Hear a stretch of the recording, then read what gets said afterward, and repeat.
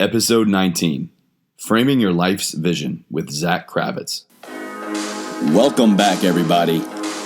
Thank you all so much for joining me on what I know will be another amazing episode. I am your host, Chase Tuning, and this is EverForward Radio.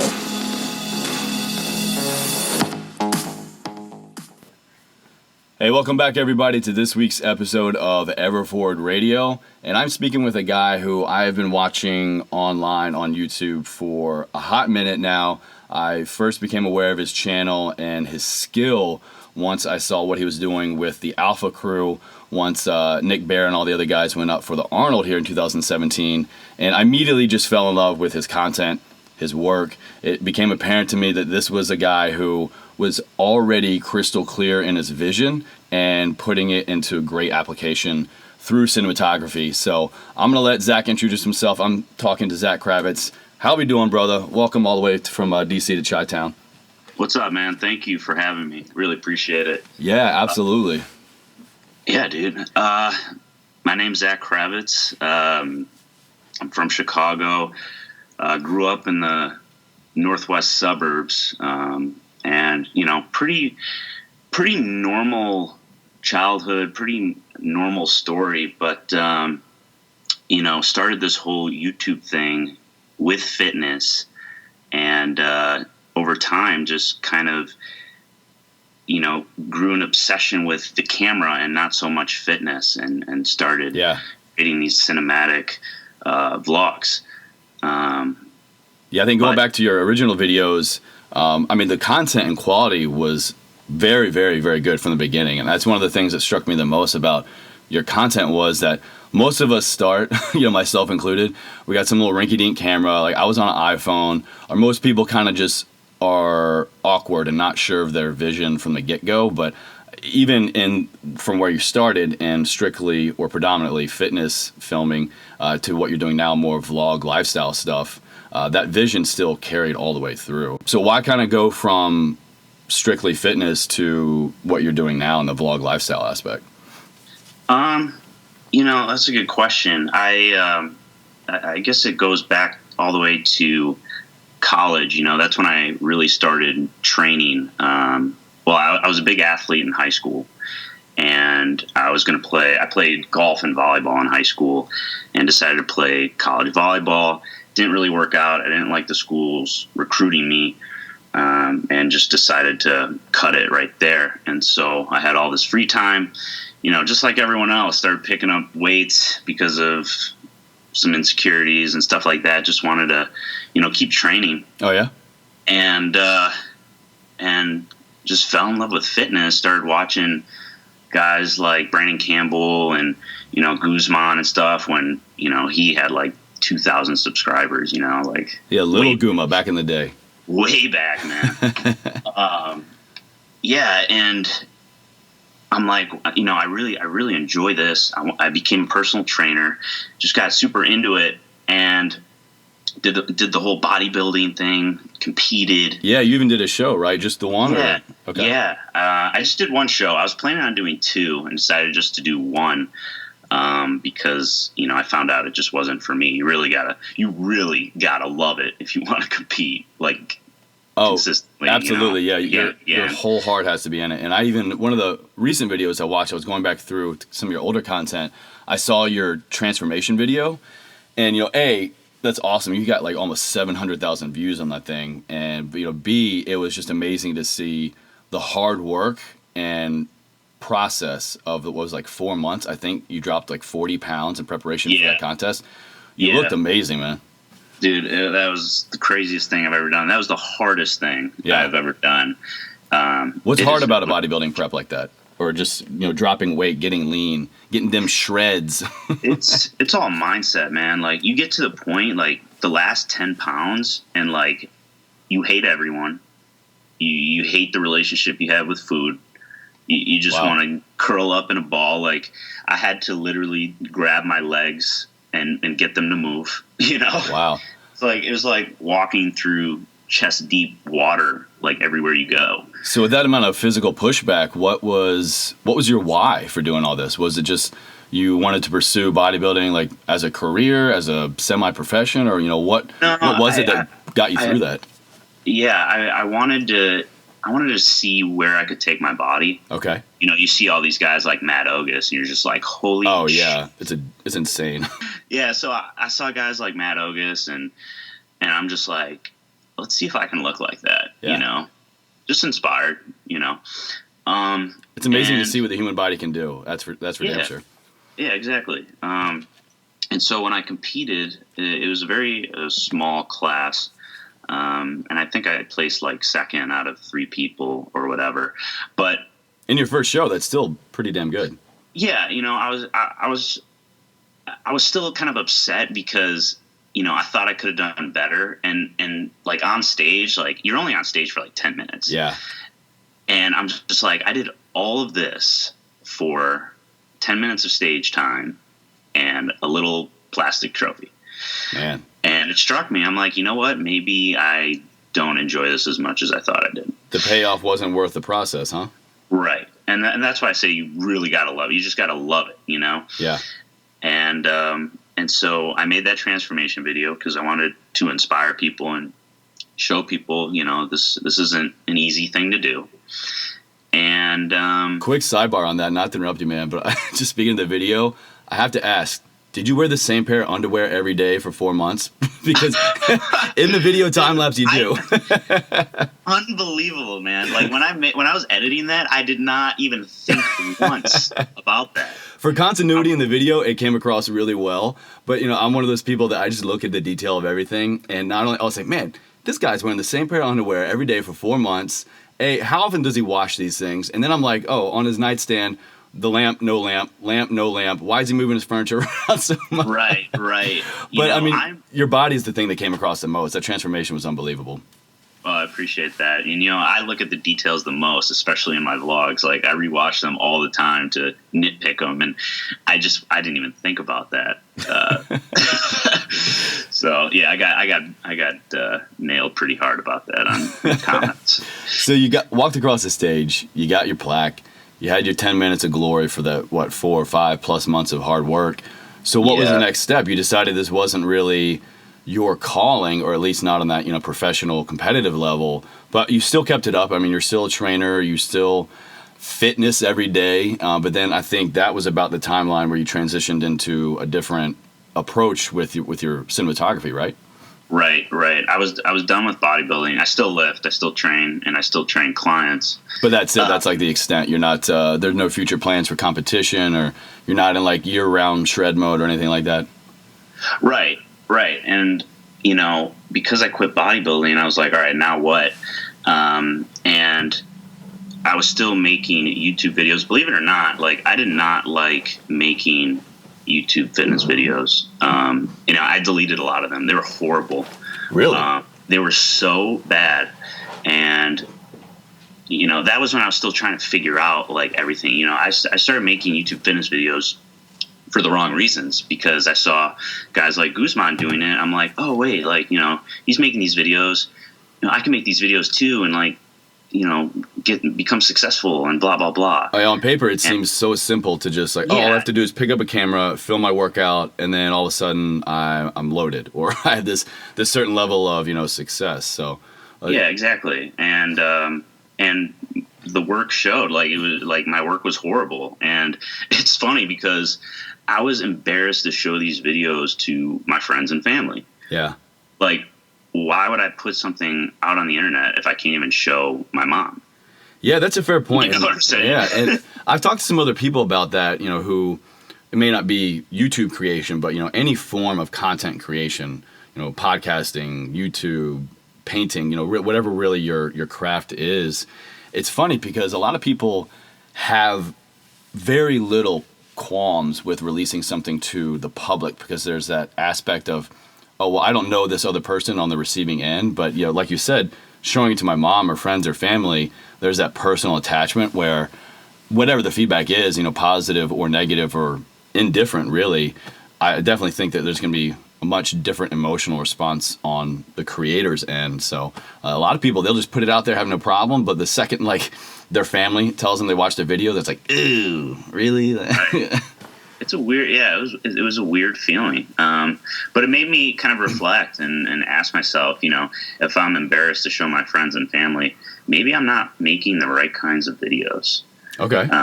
And so I started thinking, and, you know, I came across a video online where this guy dropped out of college and, you know, is basically living this amazing life because he dropped out of college. And it was just like this highlight. I'm sure you've seen these videos before. Oh, yeah. Just, you know, I'm going to stop, you know, I'm going to get off the grid. I'm going to travel. I'm going to film and I'm like, do what I really want. This, you know, I'm a college graduate.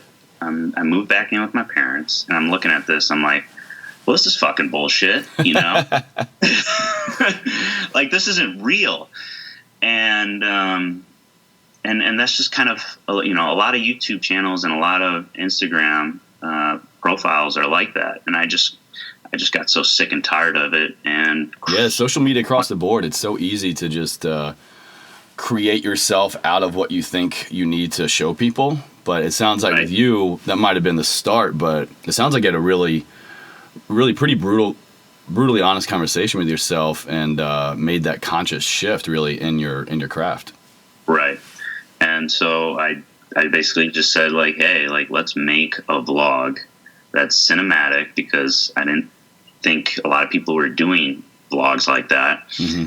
And let's make it real. Let's show people that it's okay not to know, like, what you're doing with your life, you know? I think with your videos, one of the biggest things that reaches across to me is that you can take something very ordinary and you can represent it in a very extraordinary way.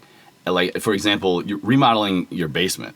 And so, like, I'm like, this guy took a process of, like, sanding down walls and putting up a faux brick panel, and I'm looking forward to the next episode. It's just the way that, you know, you spin it. And honestly, I mean, the dynamic between you and your parents cracks me up, dude. Your dad's hilarious. Your mom's, like, sarcastic comments in the background. I love, like, hearing it and then reading your subtitles that you put in. I'm like, damn, this is funny as hell. Yeah, man. I mean, it comes down to just being relatable, you know? Absolutely. Just being 100% transparent. And I didn't see that in YouTube that much. And so I tried to kind of fill that slot. And yeah, like I said, just make it as relatable as possible. I'm just a normal kid, grew up in the suburbs. I live in the basement of my parents' place, trying to make a life for himself. Just out here trying to make it. Yeah, that's it. Simple. So simple. What is, how will you know you've made it? What does that next level look like for you? Where do you see this going for you? Because, I mean, I definitely, the longer you stick this out, I mean, I tell all my friends and family that when I'm watching you, I'm like, hey, this kid, watch him right now, take note, because in a couple of years, whenever, we're going to be hearing Best Picture Zack Kravitz at the Oscars or something like that. So, I mean, are you planning on sticking with, the YouTube world? Do you want to create like a movie, a mini series? Do you want to get into actual film production? I mean, it just seems on my end, that would be the next step, because honestly, I think you're way too good to stay in a YouTube environment. I mean, it's definitely a great platform, but I mean, Where do you see your craft taking you down the road? That's a great question. I love YouTube because you have 100% freedom. Oh, and yeah, absolutely. You can't find that anywhere else, I mean, it's such a great platform, and Casey Neistat talks about it all the time, and that's why he left, regular television and Yeah, you're the writer, director, producer. Yeah, like, that's badass. Grip, craft services, all that stuff. It's you. Exactly. So I got to tell you, I love YouTube, and I don't see myself leaving it. But I've been getting into kind of, more short films and stuff like that. Just kind of these passion projects on the side. Yeah.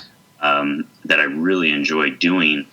I feel like the problem with YouTube is, like, you have to upload so much to really grow.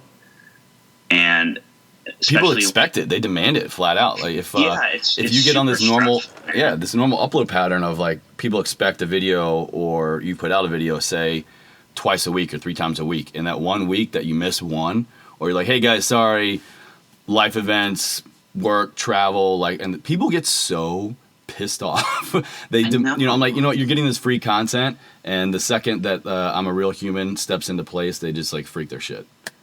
Yeah, I don't get it. And it's free too, and that's Exactly. what I don't get about negative comments. It's like, dude, we're providing you with like free entertainment. Like, why are you so angry? You're an angry elf. Yeah, I mean, it's unbelievable. I don't really like to talk about my goals too much. Sure. I just to do it. Yeah, but I like that.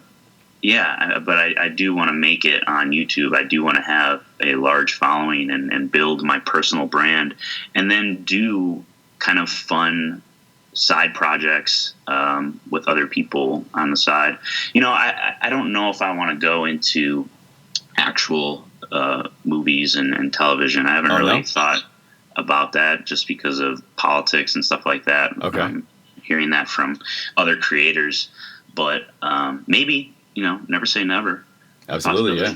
And you do a lot of side projects. You work with a lot of other people. Like I was saying in the beginning, your collaboration and your work for and with Alpha Clothing Company from that Arnold, that video was amazing. And you got to hang out and film with and work with a lot of other bigger names in the YouTube industry, fitness industry, athletes, and anyone going to the Arnold and experiencing that. I mean, in and of itself is a life event. So just being around that energy, I'm sure, was amazing. I've been trying to go for the past 3-4 years, and for whatever reason, I can't make it. But can you maybe describe what it was like to have someone else reach out to you and honor your skill and then bring you on because they wanted what you did for yourself, but for them? What was that whole experience like?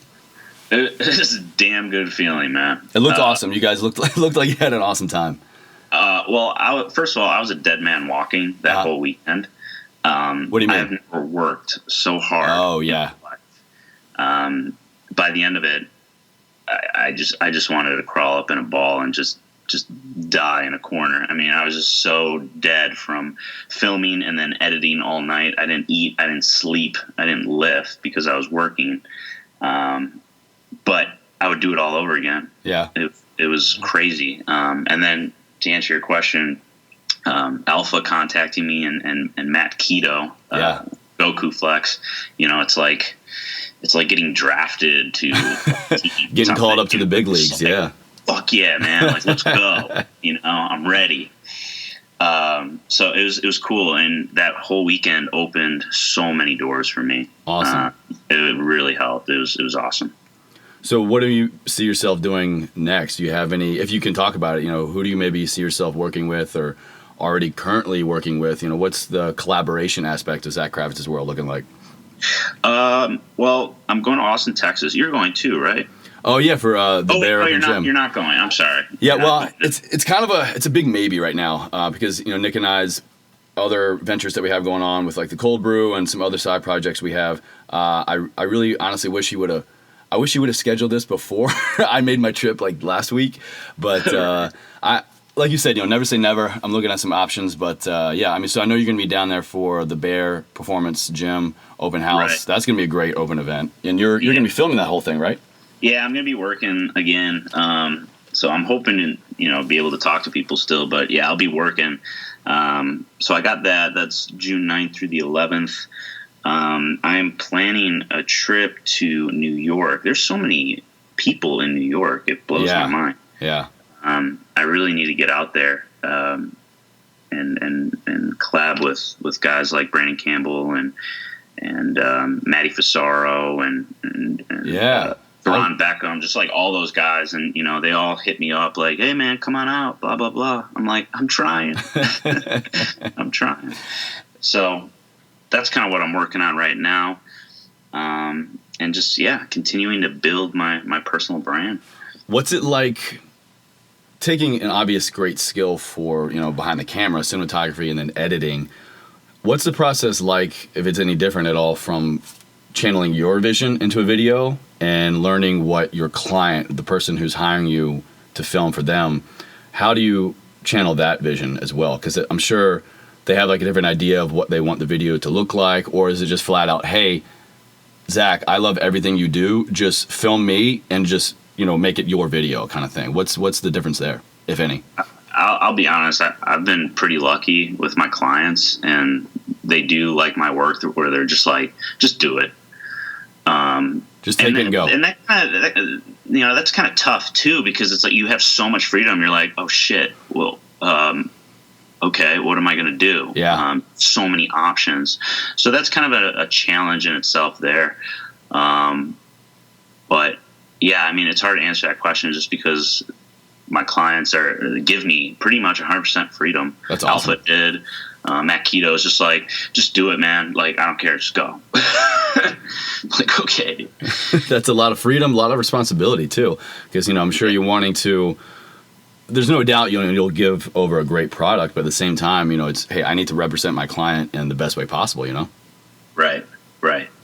Exactly.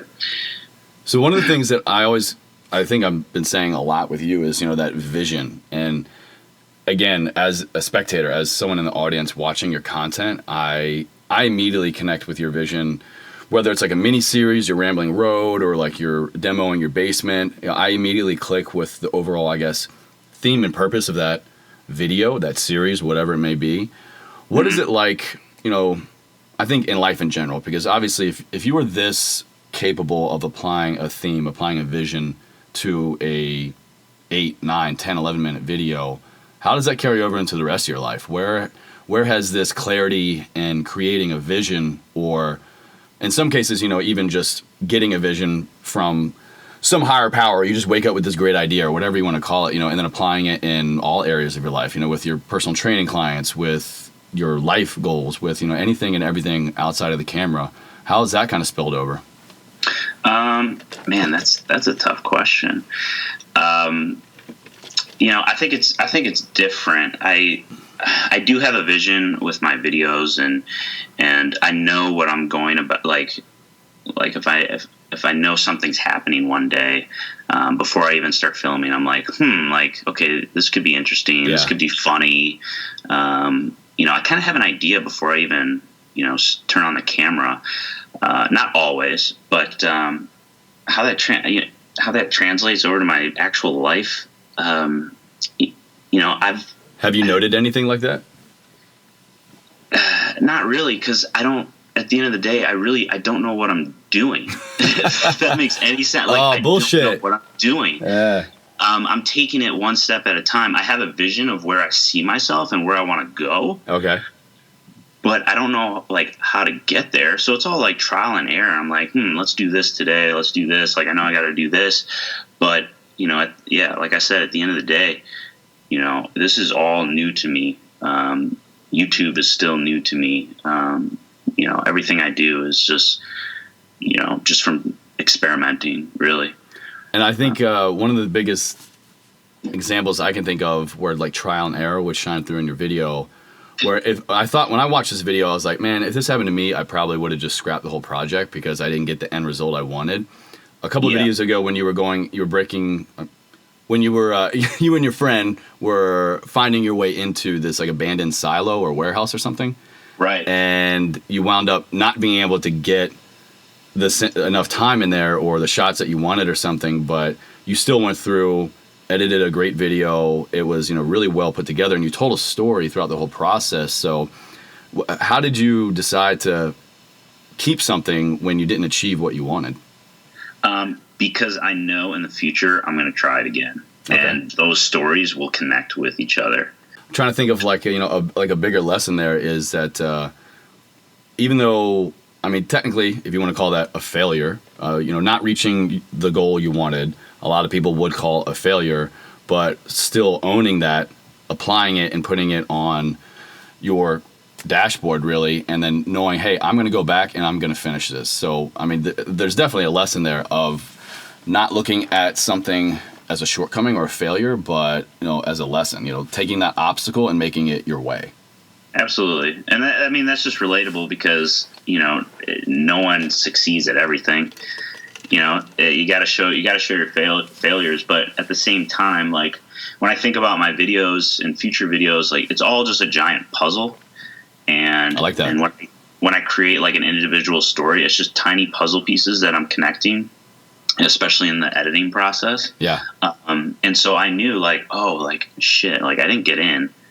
well, I know I'm going to try again. So those two stories are going to connect with each other, and it's just going to make an overall better story. Yeah, like a part 1, part 2 to be continued. Yeah, exactly. Like a little mini series on the silo, trying to get in without getting arrested. So what does your family think about all this? You know, did they know that you were this hard and heavy in filming when you came back after college? You know, they definitely seem very calm and relaxed on the camera, and honestly, I think it adds a great dynamic to most of your videos. Like I said, your mom's hilarious. Your dad seems to just like give you shit all the time, which is, I think it looks like you guys have a great relationship. So what's that family dynamic like for you, and what do they all think about it? At first, well, my dad still thinks it's weird. He's like, what, you're filming your life, really? Like, that's the dumbest thing I've ever heard. But it's funny because when he watches them, like, he's just nonstop laughing, you know? It's funny. Like, when we film, he's like, oh, just shut the camera off. Like, this is stupid, you know? But then he'll watch it back and be like, oh, man, that was hilarious. But only when he's in it. He finds himself hilarious, so he's really only laughing at himself. But, that's a good way to go about life. Yeah, exactly. But yeah, they've been a huge support. You know, they know exactly what I'm trying to do. And they've supported me every step of the way. You know, my dad's kind of like, you know, he's kind of the typical 9 to 5, you know, work your way up the ladder type of guy. Yeah, kind of that old school corporate mentality, which I think this day and age, with just the way that people make a living in general, you know, even if it's not in front of a camera on YouTube or, you know, your Instagram model or whatever it may be, just there's so many different ways to more quickly have a better life, you know, grow yourself, grow your brand, grow your bank account. I mean, really to just reach success on so many different levels that is not at all what our parents are used to. I mean, I can definitely relate, you know, every time we go home and, you know, I have a camera out or my brother's filming and, you know, we're with our friends and family, it's our parents are like, that's weird, but, you know, whatever. Just have to embrace what the crazy youths are doing of today. But it's amazing. So he at this point has to have seen your accomplishments thus far. And is that kind of wearing out on him at all as far as accepting it? He's getting excited because he does see where this can go now. You know, in the beginning, he definitely fought me a little bit. Okay. And occasionally he'll be like, you know, you got to get out of the house, man. Like, you got to, like, work with people, blah, blah, blah, you know, because I'm editing at my computer in my basement, like, for hours. Like, that's not such a healthy thing. You know, and he's right. But at the same time, it's like, you know, I don't, you know, I'm not a 9 to 5 guy. I'm a creative kind of guy, or artist. I mean, you can call me an artist, I guess. And so, you know, we've fought a little bit here and there, but like I said, he is starting to see where this is going, and he's happy for me. He's excited. So that's awesome. Yeah. So how do you still balance a little bit of I mean, it's not a 9 to 5, but you still have personal training clients, right? And is that really the only thing you do outside of, you know, filming and this pursuit? Yeah, pretty much. I mean, I've been so tunnel vision lately and taking it to such an extreme where, you know, I've been really stressed out lately, and I'm I might need to pull back just a little bit. What do you do to get through those moments? What do you do when, you know, you're in your basement for hours on end editing, you know, kind of shutting off the rest of the world? It sounds like you have a pretty good sense of awareness around that. You know, hey, maybe this might not be the most healthy way to go about it. So what's your release? How do you kind of handle yourself in that manner? I'll go for a drive. You know, I love to drive. I just need to get out of the house. I'll go on a walk, stuff like that.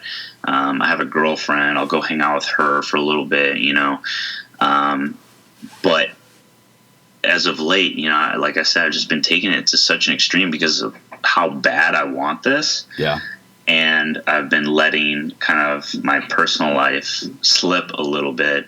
And it's just, you know, it's just been very stressful. So I do, because I am alone a lot of the time, I do get to reflect, and I am very self-aware. And I do need to pull back a little bit, I think. You know? It's really reassuring to hear, because a lot of people, I think, especially if you're trying to make it in cinematography, filming, YouTube, whatever, is that you have to always kind of be thinking about the next project. What's the next video, getting on your upload cycle, really kind of knowing your demographics so that you don't get lost in the YouTube algorithm.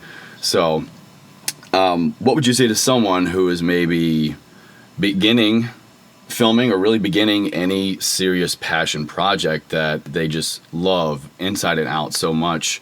And how do you not get caught up in that world and forget about the rest? Well, first of all, don't be a perfectionist. Okay. Because that's just going to kill you. And I'm getting better at that myself. But at the same time, like, I have scrapped projects that could possibly have been pretty damn good if I, didn't have that problem. Yeah. Because you're constantly changing things. You're you don't want to post something unless it's perfect, and you just keep tweaking and tweaking, and it just becomes like this really bad habit, and this it just becomes an endless cycle of creating and then not thinking it's good enough.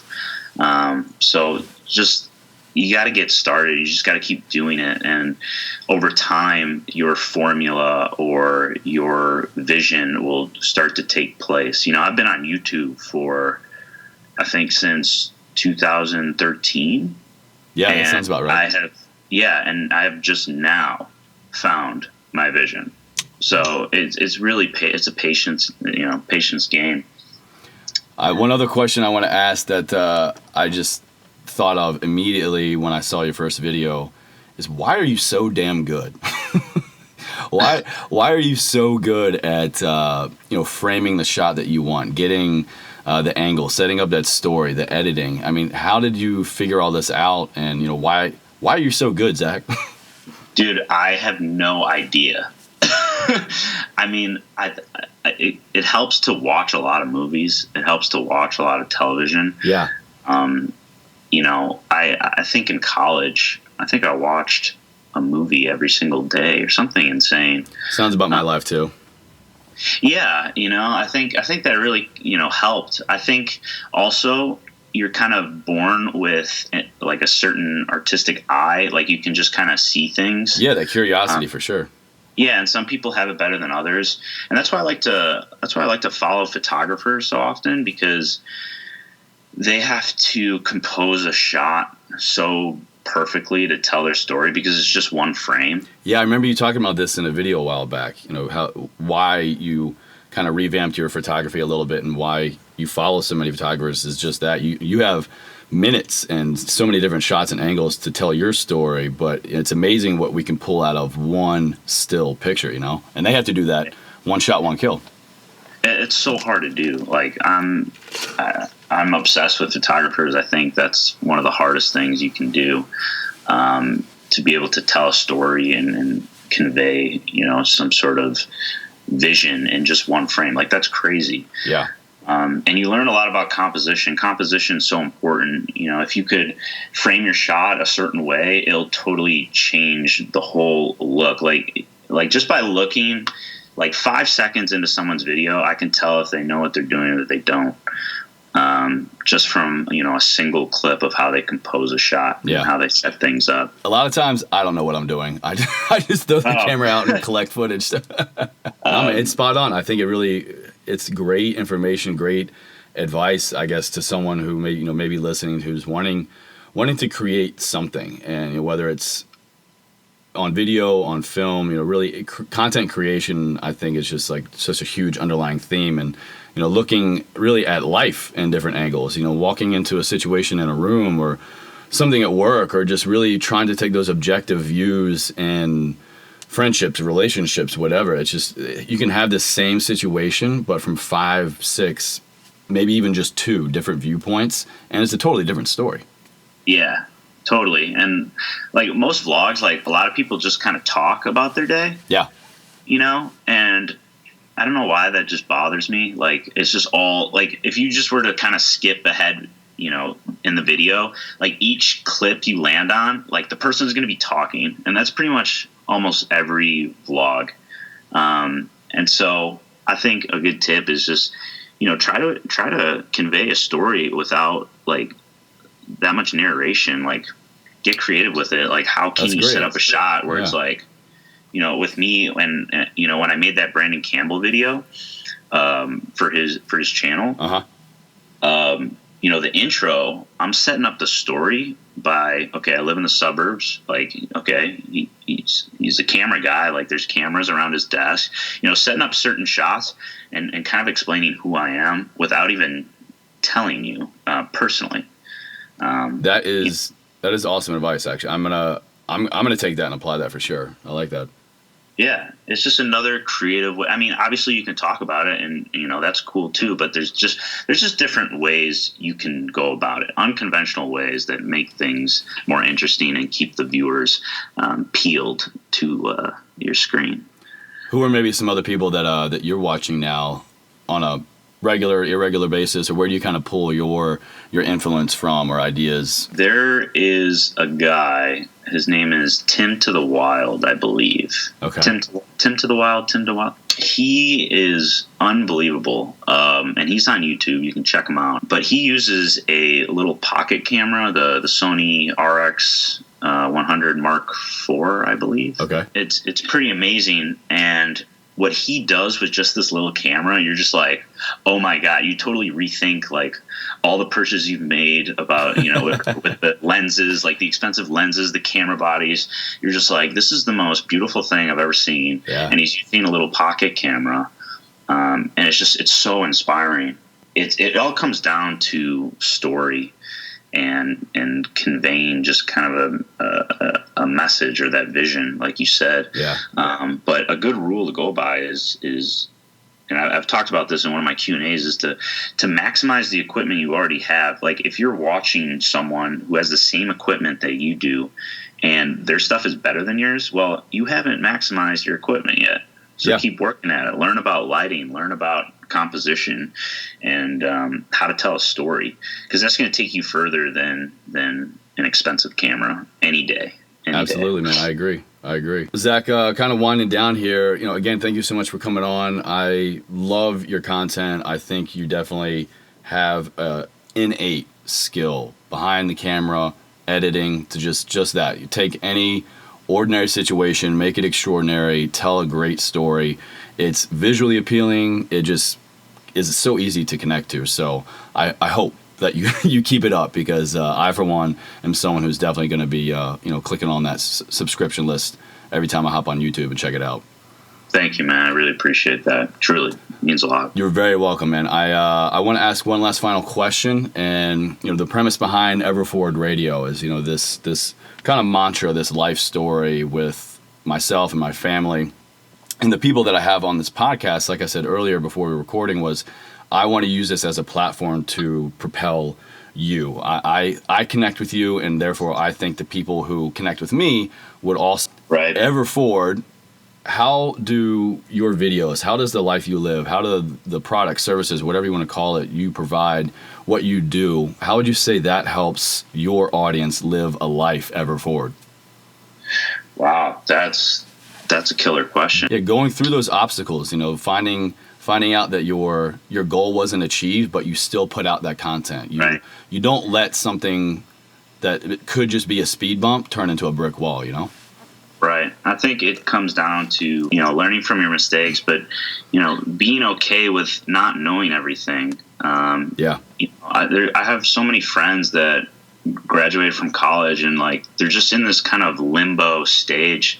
Yes. Where they don't really know what to do, and they're kind of letting that fear stop them from their goals. So I want to tell them, it's okay. Embrace the fear, embrace the suck, and just keep going, man. Do the damn thing.